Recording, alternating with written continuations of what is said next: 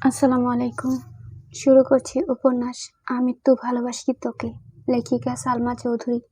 আপনারা যদি এই উপন্যাসের আগের পর্বগুলো না দেখে থাকেন তাহলে এই ভিডিওর এন্ড স্ক্রিনে সম্পূর্ণ প্লেলিস্টটি পেয়ে যাবেন। সেখান থেকে চাইলে ক্লিক করে আগের পর্বগুলো দেখতে পারেন। চলুন উপন্যাসের পরবর্তী অংশ শুরু করা যাক।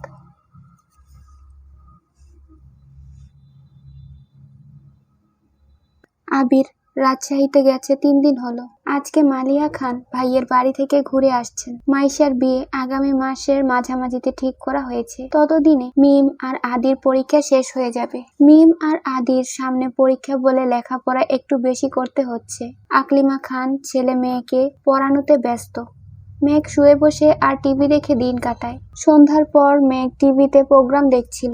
মালিহা খান মেঘের পাশের সোফায় বসে শান্ত কণ্ঠে জিজ্ঞেস করলেন, তোর ভাইয়ের সাথে কি আজকে কথা হয়েছে? মেঘ টিভির থেকে মনোযোগ সরিয়ে বড় আম্মুর দিকে তাকিয়ে বলল, কোন ভাই? মালিহা খান ভনিতা ছাড়াই বললেন, আবিরের সাথে কি আজ কথা হয়েছে? মেঘ ঠান্ডা কণ্ঠে উত্তর দিল, আমার সঙ্গে তো কথা হয়নি। সকালে আম্মুর সাথে কথা হয়েছিল। মালিহা খান কিছুটা গম্ভীর কণ্ঠে বললেন, তোরা ভাই বোনরা এমন কেন? আমার ভাইয়েরা বিয়ের এত বছর পরও প্রতিদিন কেউ না কেউ ফোন দেয় আর আমার খোঁজ খবর নেয়। আর তোরা এখনই কথাবার্তা বলিস না। তোদের বিয়ে দিলে শ্বশুরবাড়ি থেকে তো জীবনেও ভাইদের খবর নিবি না। বিয়ের কথা শুনেই মেঘের মন খারাপ হয়ে গেছে। বাবা মা, বড় আম্মু, কাকিয়া, ভাই বোনদের ছেড়ে যেতে হবে ভেবে এত বছর বিয়ের কথা শুনলেই মেঘের রাগ উঠে যেত। এখন সবার সঙ্গে আরো একজন ওতপ্রোতভাবে জড়িয়ে আছে। আবির ভাইয়ের প্রতি তার অসীম ভালোবাসার পরিণাম কি হবে? আবির ভাই ছাড়া অন্য কাউকে নিয়ে ভাবতেই পারে না সে। মালিহা খান আদেশের স্বরে বললেন, আবিরকে একটা কল দে তো। আমি সকাল 11টায় কল দিলাম, বিকেলেও দিলাম, কিন্তু তোর ভাই তো কল ধরছে না। কল দিয়ে দেখ তো ধরে কিনা। মেঘ পাশ থেকে ফোন নিয়ে আবিরের নাম্বারে ডায়াল করলো। কয়েকবার রিং হওয়ার পরই রিসিভ হলো। মেঘ তৎক্ষণাৎ বড় আম্মুর দিকে ফোন এগিয়ে দিল। আবির, তুই বলতেই মালিহা খান বলে উঠলেন, সারাদিন কই ছিলি? সকালেও কল দিলাম, বিকালেও কল দিলাম। আবির বিস্ময় সমেত তাকিয়ে ভারী কণ্ঠে বলল, আম্মু। মালিহা খান পুনরায় বললেন, কোথায় আছিস? আবির ঢোক গিলে তপ্ত স্বরে বলল, ভুলে ফোন রেখে অফিসে চলে গেছিলাম, মাত্রই রুমে আসছি। আবিরের আম্মু মুখ গোমড়া করে বললেন, ফোন যে রেখে গেছিলি সেটা কি জানানোর দরকার ছিল না? আমি চিন্তায় চিন্তায় অস্থির হয়ে যাচ্ছিলাম। আবির ঠান্ডা কণ্ঠে উত্তর দিল, আম্মু, তোমাকে তো বলেছি আমার জন্য এত চিন্তা করো না। তুমি কখন আসছো সেটা বলো। আসছি দুপুরের পরে। মাইশার বিয়ে ঠিক হয়েছে আগামী মাসে। শোন, তোর মামা সহ বাড়ির সবাই কম করে হলেও 100 বার বলে দিছে যেন তুই বিয়েতে যাস। সেসব নিয়ে ভাবার সময় আছে। তোমার শরীরের কি অবস্থা? আলহামদুলিল্লাহ সুস্থ আছি। তুই কেমন আছিস বাবা? কবে আসবি? আলহামদুলিল্লাহ ভালো আছি। কবে আসবো এখনো বলতে পারছি না। কেন? তুই আসলেই বলবো। আচ্ছা। মেঘ কোথায়? এখানেই আছে। ফোনটা ওকে দাও তো। নে, তোর ভাই কথা বলবে। এই বলে ফোনটা মালিহা খান মেঘের দিকে এগিয়ে দিল। মেঘ কাঁপা কাঁপা হাতে ফোনটা নিল। আবির ভাইয়ের সঙ্গে কথা বলতে গেলে এখনো অস্বস্তিতে ভুগে মেয়েটা। মেঘ ফোন হাতে নেয়। মালিহা খান উঠে রান্নাঘরের দিকে চলে গেছেন। মেঘ ফোন কানে ধরে শীতল কণ্ঠে সালাম দিল। আবির সালামের উত্তর দিয়ে গম্ভীর কণ্ঠে শুধালো, তুই যে কাজগুলো করিস এগুলো কি বুঝে করিস? মেঘ ভয়ে ভয়ে শুধালো, কি? তুই যে হুট করে আম্মুর কাছে ফোন দিয়ে দিলি? আমি তো তুই ভেবে কথা বলছিলাম। যদি কিছু বলে ফেলতাম? কি বলে ফেলতেন? সে যাই বলি, এমন কাজ আর কখনো করবি না। ফোন কাউকে দেওয়ার আগে বলে তারপর দিবি, মনে থাকবে? হ্যাঁ। আগেও কি কল দিছিলি? মেঘ আস্তে করে বলল, না। তা দিবি কেন? আমি বাড়িতে না থাকলে তো তোর ঈদ লেগে যায়। নিজের মতো চলতে পারিস, সব কিছু করতে পারিস। মেঘ বিড়বিড় করে বলল, আপনাকে কল দিতে ভয় লাগে। কথাটা শোনা মাত্র আবিরের মেজাজ খারাপ হয়ে গেছে। কপাল গুটিয়ে অত্যন্ত পুরু কণ্ঠে বলল, খুব ভালো। আমার মাথা ব্যথা করছে, রাখছি। মেঘ আর কিছুই বলতে পারল না। আবির কল কেটে দিয়েছে। অষ্টাদশী মন খারাপ করতে চেয়েও করতে পারল না। 3 দিন পর আবির ভাইয়ের সাথে এটুকু হলেও কথা হয়েছে। এতেই মনটা হালকা হয়ে গেছে। তবে আবির ভাইয়ের মাথা ব্যথা শুনে চিন্তাও লাগছে। খাওয়া দাওয়া শেষ করে রাতে শুয়ে শুয়ে ভাবছে আবির ভাইকে কল দিবে কিনা। ভাবতে ভাবতে ডায়াল করলো আবিরের নাম্বারে। অষ্টাদশীর বুকের ধুকপুকানি শুরু হয়ে গেছে। বারবার মনে হচ্ছে শ্বাস আটকে আসছে। শোয়া থেকে উঠে বসেছে। আবির ফোন রিসিভ করেই বলল, সরি। কেন? সন্ধ্যার আচরণের জন্য। মেঘের অক্ষিযুগল কুটোর ছেড়ে বাইরে আসতে চাইছে, আবির ভাই তাকে সরি বলছে। এটাও কি সম্ভব? মেঘ কোমল কণ্ঠে শুধালো, আপনার মাথা ব্যথা কি কমেছে? আবির ঠাট্টা স্বরে বলল, যদি বলি কমেছে তাহলে কি কথা বলবি না? মেঘ ভনিতা ছাড়াই বলে উঠল, বলবো। আবির মৃদু হেসে বলল, তার মানে কথা বলতে ফোন দিছিস? মেঘ আমতা আমতা করে উত্তর দিল, না। আবির ভ্রু কুঁচকে প্রশ্ন করলো, তাহলে ফোন কেন দিছিস? মেঘ মন খারাপ করে বলল, জানি না। আবির সশব্দে হেসে বলল, হায় আল্লাহ, এত কনফিউজড। হাসি থামিয়ে আবির স্বাভাবিক কণ্ঠে বলে উঠল, চিন্তা করিস না, খাবার খেয়ে ওষুধ খাইছিলাম, এখন মাথা ব্যথা কমেছে। তুই কি করিস? আমি বসে আছি। খাইছিস? হ্যাঁ। ক্লাসে গেছিলি? জি। মেঘ মোলায়েম কণ্ঠে বলল, আবির ভাই। সেই সুপরিচিত কণ্ঠে আবির বলল, হুম।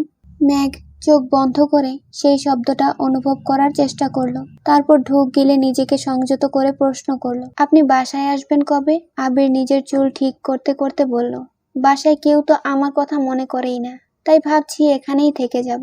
আবিরের কথায় মেঘের অভিমান হলো। মেঘ বিছানা থেকে নেমে বেলকনিতে গিয়ে দাঁড়ালো। নিচে রাখা আবিরের বাইকটা দেখে মুচকি হেসে বলল, আচ্ছা, সাবধানে থাকবেন। দোয়া করি ভালো থাকুন, রাখছি। আবির উচ্চস্বরে বলে উঠল, এই ওয়েট। মেঘ মৃদু হেসে শুধালো, কিছু বলবেন? আবির দীর্ঘশ্বাস ছেড়ে উত্তর দিল, কাজ শেষ করতে পারলে পরশু চলে আসব, ইনশাল্লাহ। মেঘ ভাব নিয়ে প্রশ্ন করল, কেন ওইখানে থাকবেন না? আবির দাঁত চিবিয়ে চিবিয়ে উত্তর দিল, সেটা সময় বলে দিবে। মেঘ মোলায়েম কণ্ঠে বলল, আমি মজা করছিলাম, সাবধানে থাকবেন। এখন রাখছি। আচ্ছা, তুইও সাবধানে থাকিস। মেঘ বেলকনিতে দাঁড়িয়ে ফোনে আবিরের ছবি দেখায় ব্যস্ত। প্রতিটা ছবিতে আবির ভাইকে অসম্ভব সুন্দর লাগছে। এত সুদর্শন কোনো পুরুষ হতে পারে? এটা আবির ভাইকে না দেখলে মেঘের বিশ্বাসই হতো না। আবির ভাইয়ের বলা প্রতিটা কথায় অষ্টাদশীর হৃদয়ে দোলা দিচ্ছে। এই কয়েক মাসে আবির ভাই অষ্টাদশীর পুরো পৃথিবী দখল করে ফেলেছে। এতগুলো ছবি দেখলো, কিন্তু একটা ছবিতেও হাসির ছিটে ফোঁটা নেই। অথচ এই মানুষটা নিজেও জানে না ওনার হাসিটা অষ্টাদশীর অতীব প্রিয়। মেঘের মাঝে মাঝে মনে হয়, ফুপ্পির মতো আমার জীবনটাও যদি এমন হয়। পরক্ষণেই ভাবে, ফুপার মতো আবির ভাই কি কোনোদিন ভালোবাসবেন আমায়? আজ সে কাঙ্ক্ষিত দিন। আবির ভাই আসবে বলে মেঘ দুপুর থেকে ব্যালকনিতে অপেক্ষা করছে, অথচ আবির ফেরার কোনো নামগন্ধ নেই। বারবার ফোন হাতে নিচ্ছে, কিন্তু কল দেওয়ার সাহস হচ্ছে না। কিছুক্ষণ পর মিম রুমে আসছে। মিম, আপু কি করো? মেঘ ব্যালকনি থেকে রুমে ঢুকতে ঢুকতে বলল, এমনি দাঁড়িয়েছিলাম। তোর হাতে ওইটা কি? মিম, আপু জানো, আমার এক বান্ধবী এটা দিয়েছে, সুন্দর না? মেঘ হ্যান্ডপ্রিন্ট করা টি শার্টটা হাতে নিয়ে দেখলো। মেঘ, অনেক সুন্দর হয়েছে, তোর বান্ধবী করেছে? মিম, না, আমার বান্ধবীর বড় বোন অনলাইন থেকে শিখে নাকি করেছে। আপু চলো না, আমরাও শিখি। মেঘ, তোর শিখতে হবে না, সামনে তোর পরীক্ষা না? আমি শিখে তোকে একটা জামা ডিজাইন করে দিবনি। মিম, আপু সত্যি? মেঘ একগাল হেসে উত্তর দিল, সত্যি সত্যি সত্যি। খুশি? মিম মেঘকে জড়িয়ে ধরে বলল, অনেক খুশি। মিম মেঘের রুম থেকে বের হতেই আবিরের সাথে দেখা। মিম হাসি মুখে প্রশ্ন করলো, ভাইয়া কেমন আছেন? ভাইয়া শব্দ শুনেই মেঘের হৃদস্পন্দন বেড়ে যাচ্ছে। মেঘ দ্রুত পায়ে এগিয়ে গেল দরজার দিকে। আবির স্বাভাবিক কণ্ঠে বলল, আলহামদুলিল্লাহ ভালো। তুই কেমন আছিস? ভালো। নিচে তোদের জন্য খাবার রেখে আসছি, যা। মিম চলে গেছে। মেঘের হাতে মিমের দেয়া টি শার্টটা ডিজাইন দেখার জন্য রাখছিল। আবির মেঘের দিকে তাকিয়ে পরপর দুবার ভ্রু নাচালো। সহসা মেঘের মুখে হাসি ফুটে উঠেছে। আবির মেঘকে আপাদমস্তক দেখে কপাল কুঁচকে বলল, হাতে ওটা কি? মেঘ টি শার্টটা খুলে দেখালো আর বলল, এটা মিমের বান্ধবী মিমকে দিয়েছে। আবির কপাল কুঁচকে পুনরায় শুধালো, তো এটা তোর কাছে কেন? মেঘ আস্তে করে বলল, আমি হ্যান্ড প্রিন্টিং শিখব। আবির দ্বিগুণ ভারী কণ্ঠে শুধালো, কোথা থেকে? মেঘ চট করে উত্তর দিল, অনলাইনে। কথাটা শুনে আবির স্বস্তির নিঃশ্বাস ফেলল। মৃদু হেসে উত্তর দিল, আচ্ছা শিখিস। যা যা লাগবে বলিস আমায়, এনে দিবনি। পকেট থেকে 2টা কিটক্যাট চকলেট বের করে মেঘকে দিয়ে নিজের রুমে চলে গেছে। মেঘ দরজায় দাঁড়িয়ে আবিরের হাঁটার দিকে তাকিয়ে আছে। 2 দিন পর আবিরের মামাতো বোন মাইশার বিয়ে। আবিরের মামা দিনে কয়েকবার করে ফোন দিচ্ছেন। বাসায় এসেও সবাইকে বলে গেছেন। আবির সন্ধ্যার দিকে ছাদের এক পাশে বসে আছে। তানভীর পিছন থেকে ডাকলো, ভাইয়া। আবির পিছনে না তাকিয়ে উত্তর দিল, এদিকে আয়। তানভীর আবিরের কাছে আসতে আসতে ভারী কণ্ঠে বলল, আগে থেকেই বলা ছিল, এখন থেকে তোমার বউ তুমি সামলাবে। নিজের বউ নিজে নিয়ে যাও বিয়েতে, আমায় যেতে বলো না। আবির, তুই বিয়েতে যাবি না? তানভীর, আমি কিভাবে যাব বলো? সামনে সভাপতি নির্বাচন। এই অবস্থায় আমার পক্ষে 3-4 দিনের জন্য বিয়েতে যাওয়া অসম্ভব। তুমি যাও, সমস্যা নেই, আমি বিয়ের দিন যাব। আবির গম্ভীর কণ্ঠে বলল, আমার তো যেতে সমস্যা ছিল না, কিন্তু কিন্তু কি? মালার জন্য একটু টেনশন হচ্ছে। গত 2 বছর যাবৎ মেয়েটা আমায় অতিরিক্ত জ্বালাইতেছে। দিনে রাতে শুধু মেসেজ আর কল দেয়। সব ঝামেলার মূলে আমার বাসার মানুষ। মালা ফোন কিনেছে, ভালো কথা। আম্মুর আমার নাম্বারটা কেন দিতে হলো? প্রথমবার ভালোভাবে কথা বলছি, সম্পর্কে মামাতো বোন, আমিও ওইভাবে কথা বলছি। এরপর থেকে প্রায়ই কল দেয়। কয়েকবার নর্মালি কল রিসিভ করছি। আমি মামা মামির সাথে কথা বলি, আর ওই মেয়ে দেখি কেমন করে তাকিয়ে থাকে। যখন তখন ফোন দেয়, কি উল্টাপাল্টা কথা বলে।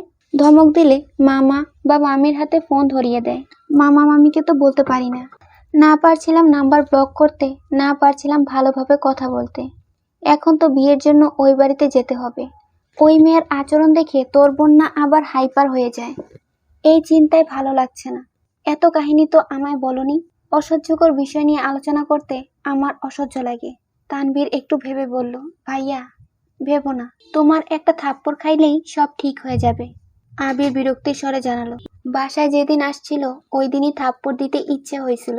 তোর বোন ব্যতীত আমি স্বইচ্ছায় কোনো মেয়েকে ছুতে চাই না বলে ওই মেয়ে এখনো আমার থাপ্পড় খায়নি। এখন কি করবা?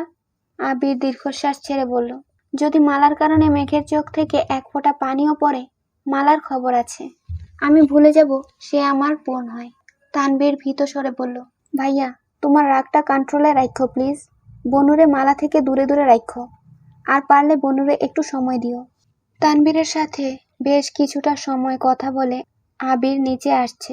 মেঘ সোফায় বসে টিভি দেখতেছে। ড্রয়িং রুমে আর কেউ নেই।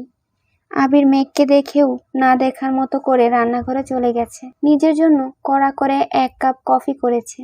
কফির কাপটা হাতে নিয়ে আবির সিঁড়ির দিকে যাচ্ছে। মেঘ কপাল কুঁচকে এক দৃষ্টিতে আবিরকে দেখছে। আবিরের মনের ভেতরের দুশ্চিন্তাগুলো চেহারায় ভেসে উঠেছে। অষ্টাদশী আবিরের তামাটে চেহারা দেখে বোঝার চেষ্টা করছে আবির ভাইয়ের কি হয়েছে। মেঘ একবার ভাবছে জিজ্ঞেস করবে, কিন্তু সাহসও হচ্ছে না।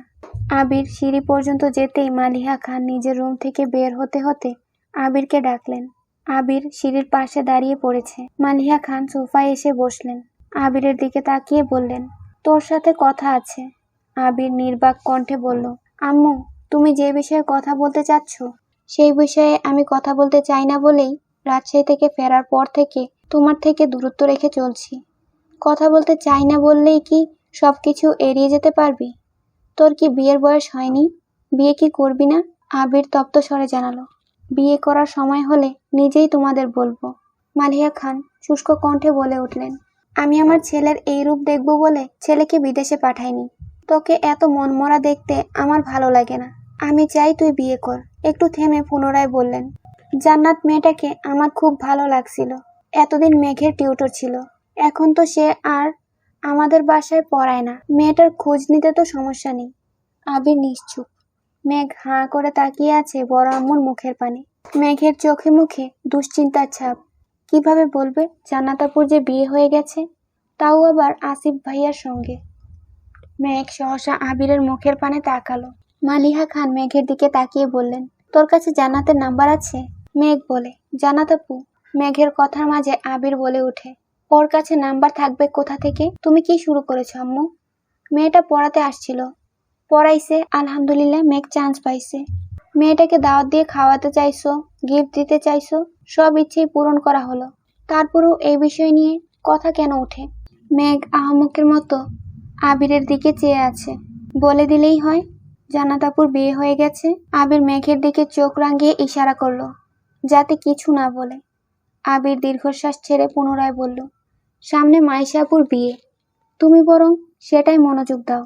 আর বিয়ে বাড়িতে গিয়ে কোনোভাবে আমার বিয়ের কথা তুললে আমি কিন্তু সঙ্গে সঙ্গে বিয়ে বাড়ি থেকে চলে আসব, কথাটা মাথায় রেখো।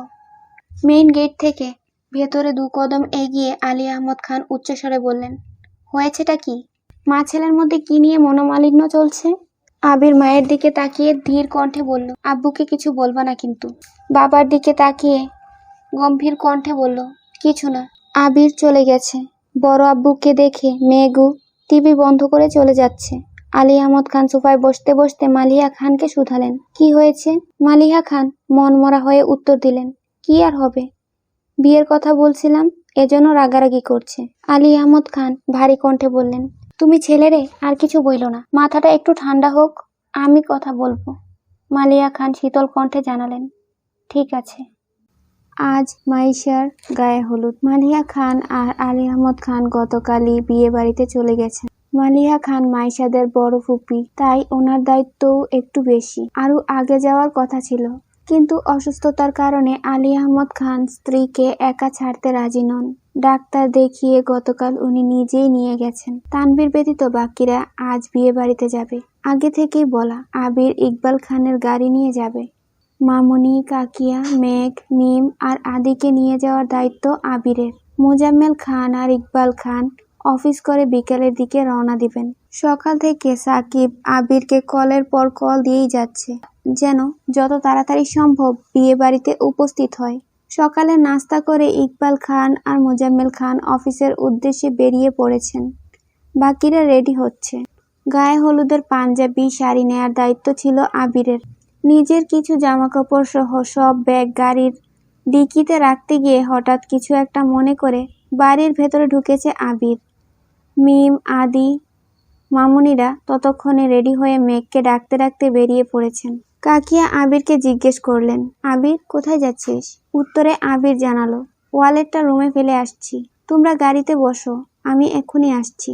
হালিমা খান পুনরায় ডেকে বললেন, মেঘ রেডি হলো কিনা একটু দেখিস তো। আবির আচ্ছা বলে সিঁড়ি দিয়ে দ্রুত পায়ে উঠে রুম থেকে ওয়ালেট আর একটা জ্যাকেট নিয়ে বের হয়েছে। জ্যাকেটটা পরে ওয়ালেটটা চেক করতে করতে মেঘের দরজা পর্যন্ত এসে ডাকলো, আর কতক্ষণ লাগবে তোর? আবিরের কণ্ঠ শুনে মেঘ চমকে উঠে ত্রস্ত ঘুরে দাঁড়ালো সে। সঙ্গে সঙ্গে বিছানা থেকে জ্যাকেট টেনে গায়ে জড়িয়ে নিয়েছে। মেঘের হুড়োহুড়ির কর্মকাণ্ডে আবির মেঘের দিকে তাকালো।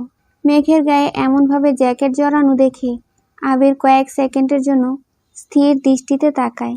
মেঘ চিবুক নামিয়ে দাঁড়িয়ে আছে। মেঘ কালো রঙের একটা গাউন পরেছে, সাথে আবিরের গিফট করা একটা গর্জিয়াস হিজাবও পরেছে। মেঘকে দেখতে এত মায়াবী আর মোহময় লাগছে যে আবির দৃষ্টি সরাতে পারছে না। মেঘকে আপাদমস্তক দেখে আবির মেঘের আঁতকে ওঠার কারণটা বোঝার চেষ্টা করলো। যদিও কিছু বুঝতে পারেনি, তবু আবির চোখ নামিয়ে সরি বলে রুম থেকে বের হতে যাচ্ছিল। মেঘ অস্বস্তি কাটিয়ে ডাকলো, আবির ভাই। আবির দরজার বাহির থেকে উত্তর দিল, মিমকে একটু ডেকে দিবেন প্লিজ। আবির বেলকনি থেকে ড্রয়িং রুমে একবার তাকালো, কোথাও কেউ নেই। আবির উচ্চস্বরে জানালো, সবাই বেরিয়ে চলে গেছে, মিমও গাড়ির কাছে চলে গেছে। কোনো সমস্যা?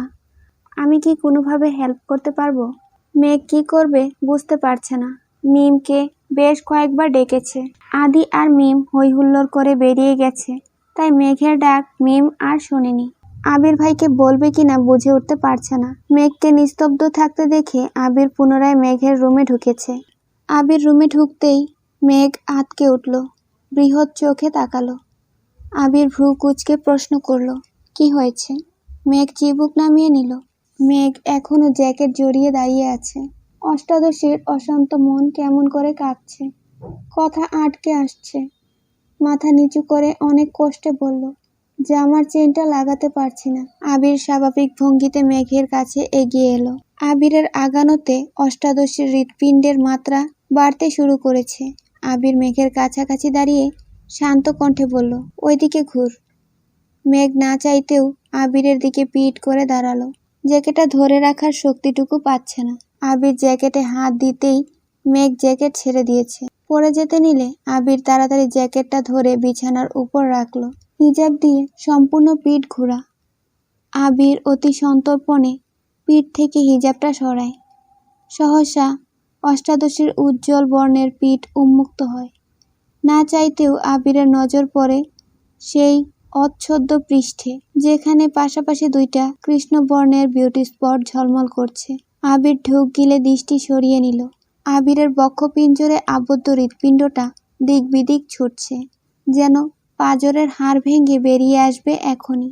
আবিরের সর্বাঙ্গ ঘামতে শুরু করেছে। আবিরের হাত কাঁপছে। অন্যদিকে তাকিয়ে কাঁপা কাঁপা হাতে জিপারের স্লাইডারে ছুতে গেলে উষ্ণ হস্তের 3 আঙ্গুল মেঘের উন্মুক্ত পিঠ স্পর্শ করে। আবির আর মেঘ দুজনের গাত্র এবার একসঙ্গে কম্পিত হলো। আবিরের স্পর্শে অষ্টাদশীর অঙ্গে অব্যক্ত শিহরণ জাগছে। দেহের প্রতিটা শিরা উপশিরায় তুফান শুরু হয়ে গেছে। কয়েক সেকেন্ডের ব্যবধানে শরীরের প্রতিটা লোম দাঁড়িয়ে পড়েছে।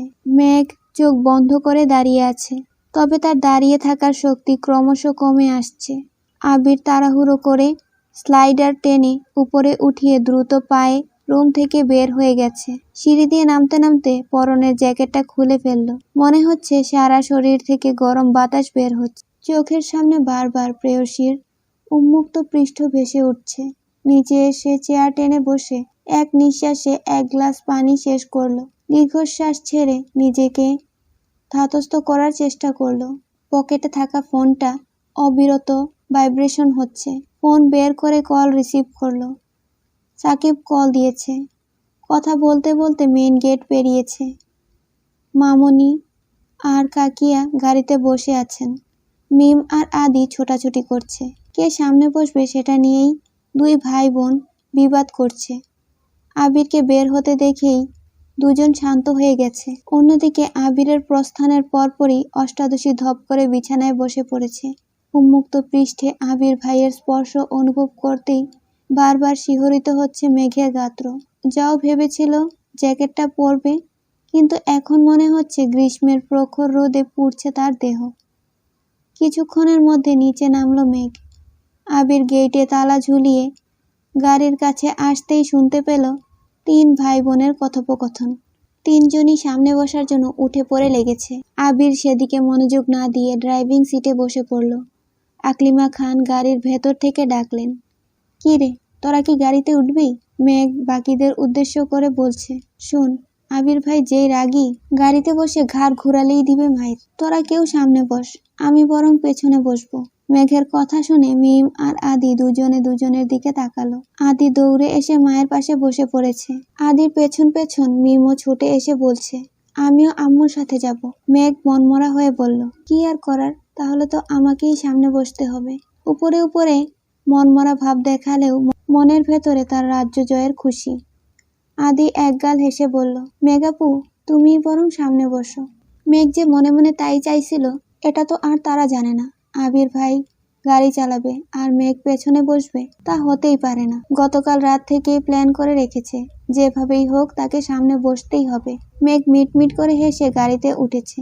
আবির এতক্ষণ বেখেয়ালি থাকলেও পুরো ঘটনাই সে মনোযোগ দিয়ে শুনেছে। গাড়ির জানালা দিয়ে বাইরের দিকে তাকিয়ে হাত দিয়ে মুখ ঢেকে মুচকি হাসলো। আবির চাইলেই সবার মধ্যে মেঘকে সামনে বসতে বলতে পারতো না। মেঘ যে নিজে থেকেই আবিরের পাশে বসার চেষ্টা করেছে, এতেই আবিরের মন প্রশান্তিতে ভরে গেছে।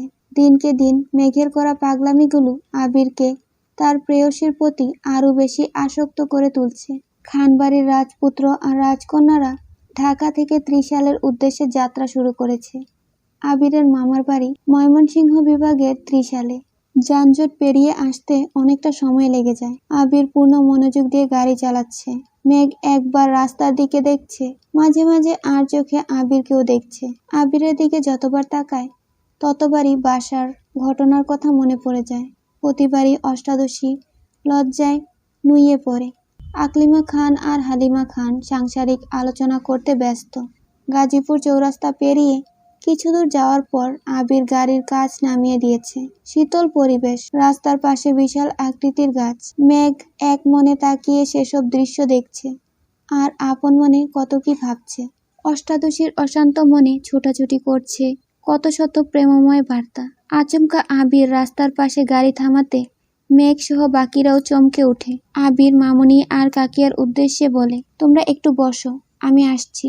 5 মিনিটের মধ্যে একটা শপিং ব্যাগ আর কিছু খাবার নিয়ে গাড়িতে উঠেছে। খাবারগুলো মিমদের দিয়ে শপিং ব্যাগটা মেঘকে দিয়ে বলল, এটা রাখ, পরে নিব। দীর্ঘ পথ অতিক্রম করে আবিরের মামার বাড়িতে পৌঁছালো। 3 মামার বাড়ি পাশাপাশি, বড় মামার বাড়ি 2 তলা বিল্ডিং। বিয়ে বাড়ির গেট অনেক দূর থেকেই সবার চোখে পড়েছে। গেটের কাছে অনেকেই অপেক্ষা করছে। মিমদের নামতে দেখে বরণডালা নিয়ে মালা ঘর থেকে বেরিয়ে আসছে।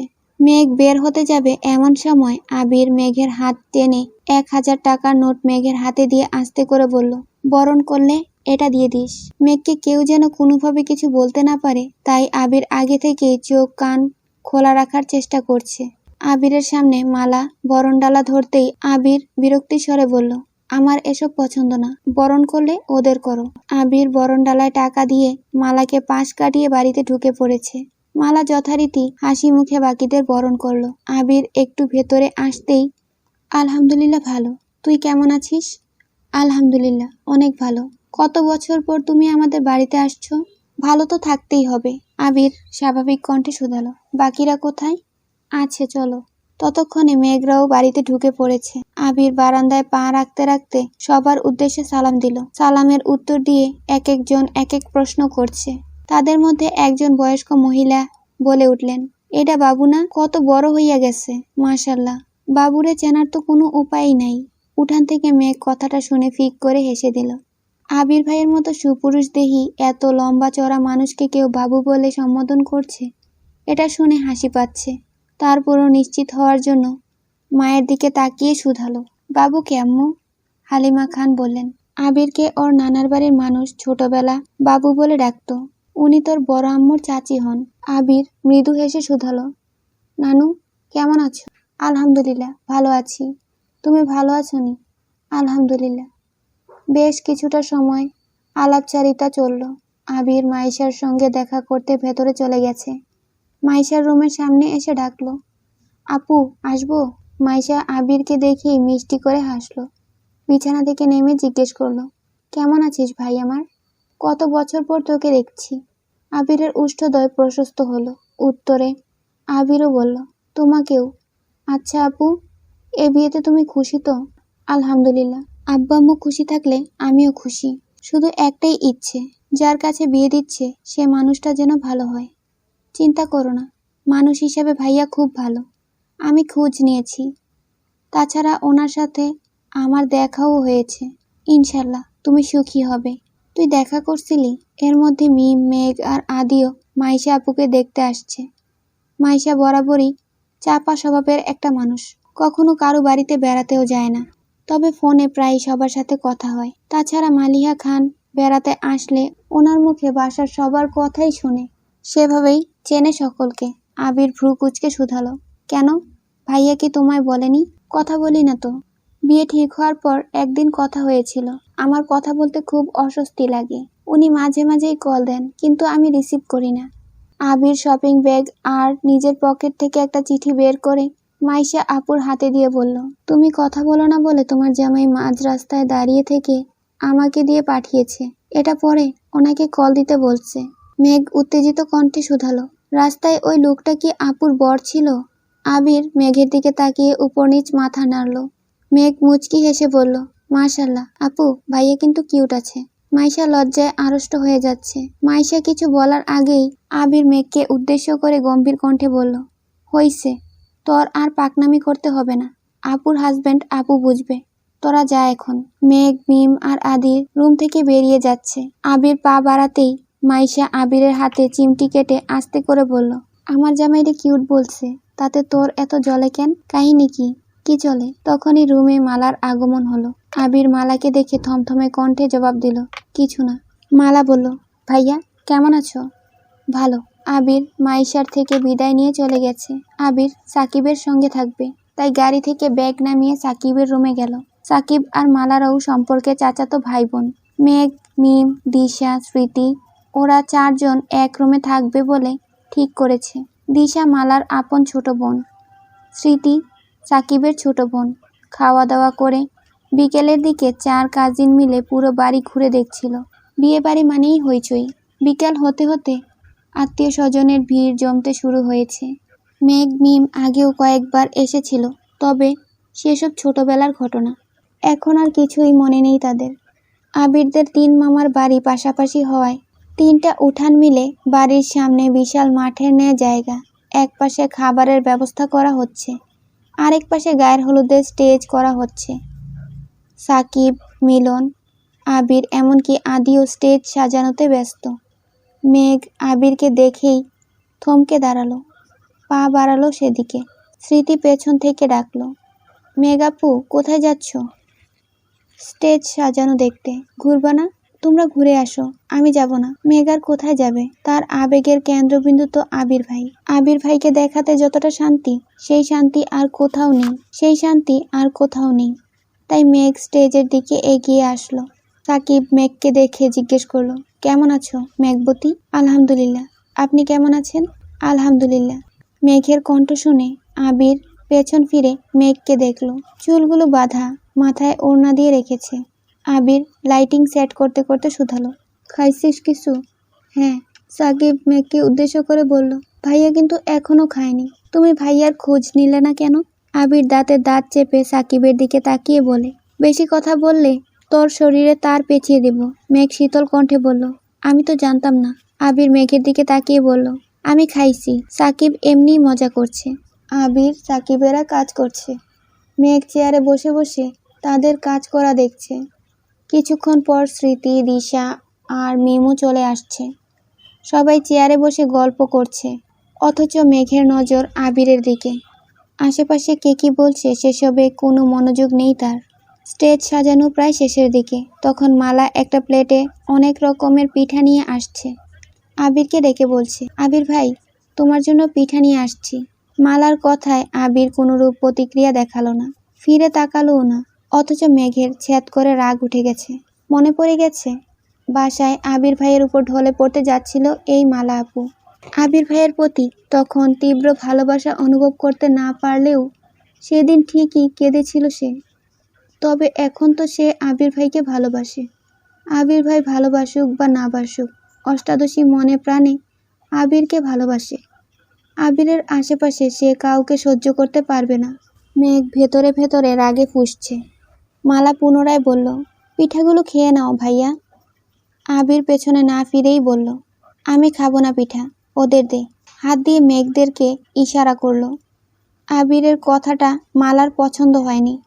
আকস্মাৎ সাকিব বলল, 3 দিন যাবৎ এত কাজ করতেছি, আমাকেও তো একটা পিঠা সাধতে পারিস। মালা সাকিবের উপর নিজের ক্ষোভ প্রকাশ করে, তুই কি বাড়ির মেহমান যে তোকে আলাদা করে পিঠা দিতে হবে? সাকিব মন খারাপ করে বলল, আজ মেহমান হতে পারিনি বলে কেউ দাম দেয় না। মালা আর কথা বাড়ালো না, মেঘের হাতে পিঠাগুলো দিয়ে চলে গেছে। পিঠাগুলো সে আবিরের জন্য আলাদা করে এনেছিল। নকশি পিঠার সবগুলোই লাভ আকৃতির। পিঠাগুলোর দিকে নজর পড়তেই দ্বিতীয় দফায় রাগ উঠে গেল মেঘের। মিম আর স্মৃতির দিকে পিঠাগুলো দিয়ে বলল, তোরা খা, আমি খাবো না। আবির সাকিবের দিকে তাকাতেই সাকিব জিজ্ঞাসা করলো, কি হয়েছে মেঘবতী? পিঠা খাবে না কেন তুমি? আমাদের বাড়ির পিঠাগুলো কি অপরাধ করেছে যে তুমি তাদের ছুঁয়েও দেখছো না? মেঘ গম্ভীর মুখে উত্তর দিল, পিঠা খাবো, তবে এগুলো না। সাকিব বলে, এই মিলন, মেঘবতীর জন্য পিঠা নিয়ে আয়। যত জাতের পিঠা আছে সবগুলো নিয়ে আসবি। মেঘ ভ্রু কুঁচকে বলল, আমি এখন খাবো না পিঠা। মিলন সেসবে পাত্তা দেয়নি। কিছুক্ষণের মধ্যেই বড় প্লেট দিয়ে অনেক প্রকার পিঠা এনে মেঘকে দিয়েছে। মেঘ না চাইতেও 2-1টা পিঠা খেয়েছে। আবির লাইটিংয়ের কাজ শেষ করে মেঘের পাশের চেয়ারে বসেছে। মেঘ আবিরের দিকে প্লেট এগিয়ে দিয়ে বলল, নেন পিঠা খান। আবির 2 হাত সামনে এগিয়ে বুঝালো, হাতে ময়লা। খাবে কি করে? মেঘ ভনিতা ছাড়াই বলল, হাত ধুয়ে আসুন। আবির রাশভারী কণ্ঠে বলল, কষ্ট লাগছে। মেঘ মুচকি হেসে আস্তে করে বলল, খাইয়ে দিব আমি? দিলে খারাপ হয় না। মেঘ কথাটা মজা করে বলেছিল। আবির ভাই যে এভাবে রাজি হয়ে যাবে এটা ভাবেনি। আবিরের পছন্দ মতো কয়েকটা পিঠা খাইয়ে দিয়েছে। হঠাৎ আবিরের চোখ পড়ে বড় মামার সঙ্গে আবিরের আব্বু বাড়িতে আসতেছেন। আবির মেঘকে বলে, আর খাবো না, তুই খা। আবির তৎক্ষণাৎ চেয়ার থেকে উঠে স্টেজে চলে গেছে। স্টেজের বাকি কাজ করছে। আবির ভাইয়ের আকস্মাৎ পরিবর্তন দেখে মেঘ ভ্রু কুঁচকে তাকিয়ে রইল। মনে মনে ভাবছে, এই বেটার সমস্যা কি? মাঝে মাঝে মনে হয় ওনার মতো রোমান্টিক মানুষ এই পৃথিবীতে আর একটাও নেই। আবার মাঝে মাঝে মনে হয় ওনার মতো পাষাণ আর একটাও নেই। উনি এমন কেন? আলী আহমদ খান মিম আর মেঘকে দেখে হাসি মুখে প্রশ্ন করলেন, তোমরা কখন আসছো? বড় আব্বুর কণ্ঠস্বরে মেঘের ধ্যান ভাঙে। মিম স্বাভাবিক কণ্ঠে বলে, দুপুরের দিকে আসছি বড় আব্বু। আবিরের বড় মামা শুধালেন, খাওয়া দাওয়া করছো নাকি শুধু পিঠা খেতে দিয়েছে তোমাদের? মেঘ আলগোছে হেসে উত্তর দিল, আমরা এসেই ভাত খেয়েছি আর এখন পিঠা খাচ্ছি। মামা পুনরায় বললেন, বাড়িটাকে নিজের বাড়ি মনে করবে, যা ইচ্ছে হবে নিজের হাতে নিয়ে খাবে, সেটা গাছের কোনো ফলই হোক অথবা ঘরের কোনো খাবার। মিম আর মেঘ একসাথে বলল, আচ্ছা বড় মামা। হঠাৎ করেই বাড়ির পরিবেশ বদলে গেছে। হই হুল্লোড় যেন 3 গুণ বেড়ে গেছে। মাইশার শ্বশুরবাড়ি থেকে বেশ কয়েকজন গায়ে হলুদের শাড়ি, মেহেদি আরও কি নিয়ে আসছে। আবির আগন্তুকদের কয়েক মুহূর্ত পর্যবেক্ষণ করল। 3-4টা অল্প বয়স্ক মেয়ে, সাথে 5-7টা ছেলে। মালা গেটের সামনে গিয়ে তাদের বরণ করছে। স্মৃতি আর দিশাও গেটের কাছে চলে গেছে। মিম যেতে নিলেই আবির ধমক দেয়। আবিরের ধমকে মিমের সঙ্গে সঙ্গে মেঘও কেঁপে উঠেছে। আবির মেঘ আর মিমকে উদ্দেশ্য করে বলল, তোরা এখন রুমে যা। মেহমান যাওয়ার আগ পর্যন্ত তোদের এক বোনের ছায়াও যদি আমি দেখি তাহলে খবর আছে, বলে রাখলাম। মেঘ মাথা নিচু করে বলল, আপুকে হলুদ লাগাবো না? আবির বিরক্তির স্বরে বলল, রাতে লাগাইস, এখন যা।